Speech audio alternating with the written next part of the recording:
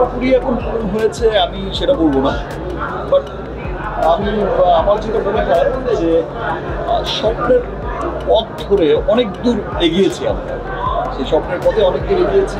এই সাফল্য আসলে বাংলাদেশের মানুষের সাফল্য। আজকে একটা সিনেমা বা আমাদের সিনেমা যদি ওয়ার্ল্ড ওয়াইড একটা চমৎকার জায়গায় গিয়ে পৌঁছায়, এই সাফল্য আসলে আমরা যারা সিনেমার সাথে যুক্ত শুধু তাদেরই নয়, এই সাফল্য আপনার আমার বাংলার সমস্ত মানুষের দায়বদ্ধতা থেকে একটা দায়িত্বের জায়গা থেকেই তো কাজ করে যাচ্ছে। আপনারা পুরো তুফান টিম যে কষ্ট করে কাজ করেছে এই যে গরমের মধ্যে, আপনারা তখন দেখেছেন 46-47 ডিগ্রি সেলসিয়াস ছিল, এই বছর অনেক গরম পড়েছে।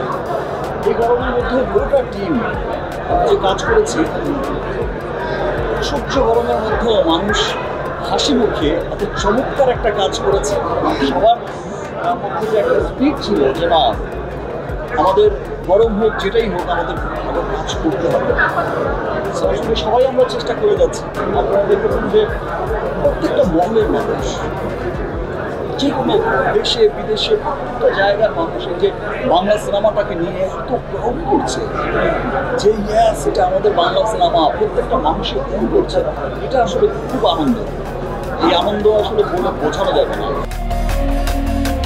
যখন একটা সিনেমা এইরকম সাকসেসফুল হয়, এটা প্রিয়তমার ক্ষেত্রেও যেমন হয়েছে।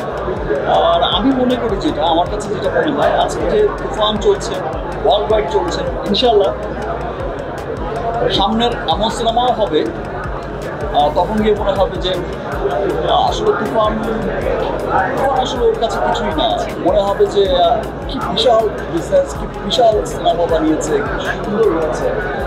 আমরা চেষ্টা করে যাচ্ছি।